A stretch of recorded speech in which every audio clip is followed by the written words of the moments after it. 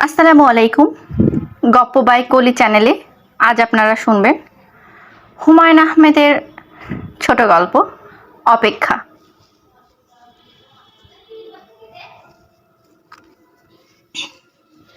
বসির মোল্লার সবচেয়ে বড় গুণ হচ্ছে তিনি কোনো কিছুতেই রাগ করেন না।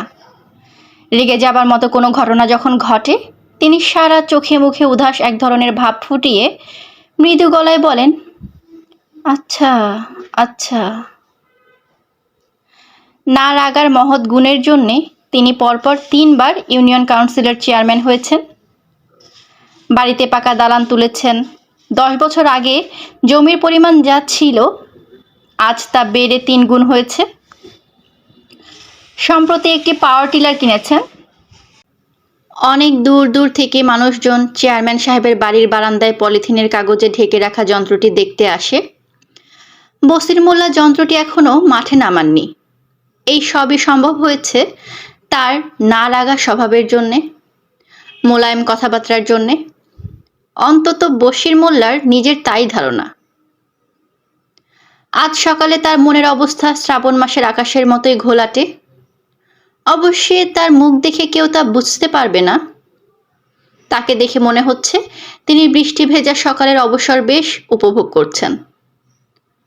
ভেতরের বাড়িতে চায়ের কথা বলা হয়েছে, চা এখনো আসেনি। এই বাড়িতে শহরের বাড়ি ঘরের মতো। দুবেলা চা হয়, খবরের কাগজ আসে, ২ দিন দেরি হয় তবে নিয়মিত আসে। শ্রাবণ মাসের সকাল। ২ দিন আগে প্যাচ প্যাচে বৃষ্টি শুরু হয়েছে, এখনো শেষ হয়নি। আকাশ ঘোলাটে, মনে হচ্ছে দুপুরের আগে বৃষ্টি কমবে না। বসির মোল্লা বাংলা ঘরের বারান্দায় ইজি চেয়ারে কাত হয়ে আছেন। নানান কারণে তার মন বিক্ষিপ্ত। আশেপাশে ডাকাতি হচ্ছে, তার বাড়িতেও হতে পারে। এখন পর্যন্ত কেন হয়নি সেটাই রহস্য। অবশ্যই একটি দোনলা বন্দুক তার আছে। বন্দুকের অস্তিত্ব জানান দেবার জন্যে পাখি শিকারের নাম করে পরশু সকালে ৩টা গুলি করলেন। কাজটা ঠিক হলো কিনা তাও বুঝতে পারছেন না। হিতে বিপরীত হতে পারে, বন্দুকের লোভে ডাকাত আসতে পারে। ডাকাতের দুশ্চিন্তা ছাড়াও অন্য আরেকটি দুশ্চিন্তা তাকে কাবু করে ফেলেছে। তিনি ঝোঁকের মাথায় গত বছর আরেকটি বিয়ে করে ফেলেছেন। মেয়েটির বয়স অল্প, কিছুতেই পোষ মানছে না। তার নিজের বয়স ৪৫। এই বয়সে ১৭ বছরের তরুণীর মন ভুলাবার জন্যে যেসব ঢং করতে হয় তা করা বেশ কষ্ট। তবু তিনি করবার চেষ্টা করছেন, লাভ হচ্ছে না। মেয়েটি পোষ মানছে না। বসির মোল্লার কোলে খবরের কাগজ পড়ে আছে, তবে তিনি কাগজ পড়ছেন না। কাগজ পড়তে তার একেবারেই ভালো লাগে না। ছবিগুলো দেখেন, ছবির নিচে লেখাগুলিও সবসময় পড়া হয় না, পড়তে ভালো লাগে না। বসির মোল্লা অলস চোখে খবরের কাগজের একটা ছবির দিকে তাকিয়ে আছেন। ছবিতে এরশাদ সাহেবকে একজন বৃদ্ধের কাঁধে হাত রেখে কি যেন বলতে দেখা যাচ্ছে। গুচ্ছ গ্রাম ট্রাম হবে। এক এক প্রেসিডেন্ট এসে এক একটা কায়দা করেন। জিয়া সাহেব খাল কাটিয়ে গেছেন, এনে বানাচ্ছেন গুচ্ছগ্রাম। পরের জন এসে কি করবে কে জানে। প্রেসিডেন্ট সাহেব। বসির মোল্লা খবরের কাগজ থেকে চোখ তুললেন। এদিকের সবাই তাকে ইউনিয়ন কাউন্সিলরের চেয়ারম্যান পদের সুবাদে প্রেসিডেন্ট সাহেব ডাকে। তার ভালোই লাগে। আজ লাগলো না, কারণ তার সামনে দাঁড়িয়ে আছে কেরামত। কেরামত তার বাড়ির কামলা। ১০ বছর বয়স থেকেই আছে। এখন বয়স হয়েছে ৩০-৩৫। বোকা ধরনের মানুষ। এরা কামলা হিসেবে অসাধারণ হয়। যা করতে বলা হয় মুখ বুজে করে। বশির মোল্লা কেরামতকে দেখে বিরক্ত হলেন, কারণ কেরামতের এখন খেতে থাকার কথা, তার সামনে ঘুরঘুর করার কথা না। কিছু বলবি নাকি রে কেরামত? একটা কথা ছিল। বলে ফেল। কেরামত মাথা নিচু করে প্রায় অস্পষ্ট স্বরে বলল, বয়স তো হইল, এখন যদি একটা বিবাহ দিয়া দেন, ঘর সংসার করি। ঘর সংসার করতে মন চায়। বশির মোল্লা বিস্মিত স্বরে বললেন, বিয়ে করতে চাস? কেরামত গলার স্বর আরো নিচে নামিয়ে বলল, বয়স হইতাছে, ঘর সংসার করতে ইচ্ছা হয়। নবীজিও বয়সকালে বিবাহের কথা বলেছেন, হাদিস কোরআনে আছে। পছন্দের কেউ আছে নাকি? না, আপনি দেখাশোনা কইরা। আচ্ছা ঠিক আছে, হবে, আমি ব্যবস্থা করব। ঘর তুলে দিব, জমিও দিয়ে দিব। বেতনও তো কিছু নেস না, সব জমা আছে, ব্যবস্থা করে দিব। যে আইসা, এখন যা কাজে যা, কাজ ফেলায় আসা ঠিক না। যে আইসা, বিয়ের কথা বারবার আমারে বলারও দরকার নাই, আমার মনে থাকবে। সুবিধা মতো ব্যবস্থা করব, বিয়ে শাদী তাড়াহুড়ার ব্যাপার না। যে আইসা, রাতে পাহাড়ের ব্যাপারটা ঠিক আছে তো? খুব সাবধান, দল বাইন্ধা লাঠি সরকি হাতে পাহারা দিবি। যে আইসা। পরের ৩ বৎসর বশির মোল্লার উপর দিয়ে নানান বিপদ আপদ গেল। জমি সংক্রান্ত এক মামলায় জড়িয়ে থানা পুলিশে অনেক টাকা গচ্চা গেল। তার দ্বিতীয় স্ত্রী এক মৃত সন্তানের জন্ম দিয়ে নিজেও মরমর হলো। দীর্ঘদিন তাকে ঢাকায় রেখে চিকিৎসা করতে হলো। তার বাড়িতে একবার ডাকাতিও হলো। তার চেয়ে বড় কথা, তার অতি মোলায়েম স্বভাব সত্ত্বেও তিনি পরপর ২টি ইলেকশন হেরে গেলেন, স্কুলের কমিটির নির্বাচন এবং পৌরসভার নির্বাচন। এই রকম অবস্থায় মেজাজ ঠিক থাকে না। কাজেই কেরামত আবার যখন বিয়ের প্রস্তাব তুলল, তিনি রেগে গিয়ে বললেন, তুই এমন বিয়ের পাগলা হলি কেন বলতো? এই অবস্থায় বিয়ের কথা তুললি কিভাবে? কেরামত বলল, ৩ বছর পার হইছে প্রেসিডেন্ট সাহেব। আমার অবস্থা তুই দেখবি না? তুই কি আমার বাইরের লোক? তুই ঘরের লোক না? একটু সামলে উঠি, তারপর ব্যবস্থা করব।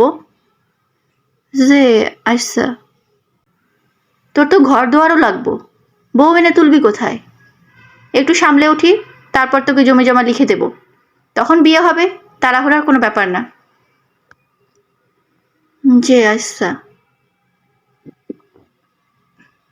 নিজের মনে কাম করে যা, তোর বিয়ের চিন্তা তোর করা লাগবে না, আমি আছি কি জন্যে। একটু সামলে উঠি। বসির মোল্লা ৫ বছরের মাথাতেই সামলে উঠলেন, বেশ ভালোভাবেই সামলে উঠলেন। স্কুল কমিটির সভাপতি হলেন, উপজেলা ইলেকশনে জিতলেন, রয়্যাল বাজারে বাড়ি বানালেন, গ্রামের বাড়িতে ইলেকট্রিসিটি নিয়ে এলেন। তবে গ্রামের বাড়িতে এখন তিনি বেশি থাকেন না, রয়্যাল বাজারেই থাকেন। তার মনের শান্তি ফিরে এসেছে। তার দ্বিতীয় স্ত্রী আরও একটি মৃত সন্তানের জন্ম দিয়ে পুরোপুরি পোষ মেনে গেছে। পৌষ মাসের এক সন্ধ্যায় বসির মোল্লা গ্রামের বাড়িতে বেড়াতে গেলেন। দিন ৩ থাকবেন। আজকাল এক নাগারে বেশি দিন গ্রামের বাড়িতে থাকা হয় না। শহরের নানান কাজকর্ম থাকে, কাজকর্ম ফেলে গ্রামের বাড়িতে পড়ে থাকা সম্ভব না। তাছাড়া বেশ কিছু শত্রু তৈরি হচ্ছে, এরা কখন কি করে বসে, শহরে সেই সুযোগ কম। বাড়িতে পা দেয়া মাত্র কেরামতের সঙ্গে দেখা হলো। তিনি বিস্মিত হয়ে বললেন, তুই তো দেখি বুড়ো হয়ে যাচ্ছিস রে কেরামত। কেরামত মাথা নিচু করে ফেলল, যেন বুড়ো হয়ে যাওয়া একটা অপরাধ। বসির মোল্লা বললেন, না, এবার তোর বিয়েটা দিয়ে দিতে হবে। দেখি এই শ্রাবণের ব্যবস্থা করব। বিয়ে শাদীর জন্য শ্রাবণ মাস ভালো। কেরামত ক্ষীণ স্বরে বলল, যে আচ্ছা, তুই একটা ঘর তুলে ফেল, পুনের উত্তর পারে যে জায়গাটা আছে ওইখানে। বাঁশঝাড় থেকে বাঁশঝাড় লাগে নে, ঘরটা আগে হোক। যে আচ্ছা, বিয়ে একটু বেশি বয়সে হওয়া ভালো, বুঝলি কেরামত? এতে মিল মহব্বত ভালো হয়। তুই ঘর তুলে ফেল, ওপরে ছন দিয়ে দিস, ছনের টাকা নিয়ে যাস, তোর তো টাকা পাওনাই আছে। বসির মোল্লা ৩ দিন থাকার পরিকল্পনা নিয়ে এসেছিলেন, থাকতে হলো ৭ দিন। স্কুল কমিটির কিছু সমস্যা ছিল, সমস্যা মেটাতে হলো। ফুড ফর ওয়ার্ক প্রোগ্রামে ১০০ মণ গম এসেছিল, সেখান থেকে ৭০ মণ গমের হিসাব পাওয়া যাচ্ছিল না, সেটাও ঠিকঠাক করতে হলো। কয়েকটা গ্রাম্য সালিশ করতে হলো। দেখতে দেখতে ৭ দিন কেটে গেল। শহরে ফেরার দিন তিনি অত্যন্ত বিস্ময়ের সঙ্গে কেরামতের তৈরি ঘর দেখলেন। সে এই 7 দিনে সুন্দর ঘর তুলে ফেলেছে। ঘরের চারপাশে কাঁঠাল, আম এবং পেয়ারা গাছের চারা লাগিয়েছে। বসির মোল্লা বললেন, গাছপালা লাগিয়ে তুই তো দেখি হুলস্থুল করে ফেলেছিস। কেরামত নিচু গলায় বলল, ফল ফলান্তির গাছ, পোলাপান বড় হইয়া খাইব। ভালো করেছিস, ভালো। কয়েকটা নারকেল গাছও লাগিয়ে দে। যে আচ্ছা, দেখি এই শ্রাবণে বিয়ে লাগিয়ে দেব। যে আচ্ছা। সেই শ্রাবণে কিছু হলো না, তারপরের শ্রাবণেও না। বসির মোল্লা অসুস্থ হয়ে পড়লেন, কিডনির অসুখ। চিকিৎসা করাতে সপরিবারে ঢাকা গেলেন। কেরামতকে বলে গেলেন সেরে উঠে বিয়ের ঝামেলাটা চুকিয়ে ফেলবেন। মেয়ে কয়েকটা দেখে রেখেছেন, এদের মধ্যে স্বভাব চরিত্র ভালো দেখে কাউকে ঠিক করা হবে। বিয়ে শাদী হুট করে হয় না, লাখ কথার আগে বিয়ে হওয়া ঠিক না, চিরজীবনের ব্যাপার। কেরামত নিচু গলায় বলল, কন্যা স্বাস্থ্যবতী হইলে ভালো হয়, ঘরে কাজকর্ম আছে। অবশ্যই অবশ্যই, গ্রামের বউ রোগা পটলা হইলে চলে না। আছে, স্বাস্থ্যবতী মেয়েও সন্ধানে আছে। তুই এই বিষয়ে চিন্তা করিস না, আমি আছি কি জন্যে। কেরামত চিন্তা করে না, নিজের হাতে লাগানো ফলের গাছগুলিকে যত্ন করে, একটা গাছও যেন না মরে। বিয়ের পর ছেলেপুলে হবে, ফল ফলান্তির গাছ দরকার। বাজারে জিনিসপত্রের যা দাম, ছেলেপুলেকে ফল ফলান্তি কিনে খাওয়ানো সম্ভব না। কেরামত বিয়ের জন্য অপেক্ষা করে, সে জানে না তার বয়স ৫-৫০ পার হয়েছে। এখন তার মাথার চুল সবই সাদা, বা চোখে ভালো দেখতেও পায় না। গায়ে সেই আগের জোরও নেই, কাজকর্ম তেমন করতে পারে না। তবু পুরনো অভ্যাসে সারাদিন খেতে পড়ে থাকে। সন্ধ্যাবেলায় নিজের বাড়িতে এসে অনাগত স্ত্রী এবং পুত্র কন্যাদের কথা ভাবতে তার বড় ভালো লাগে।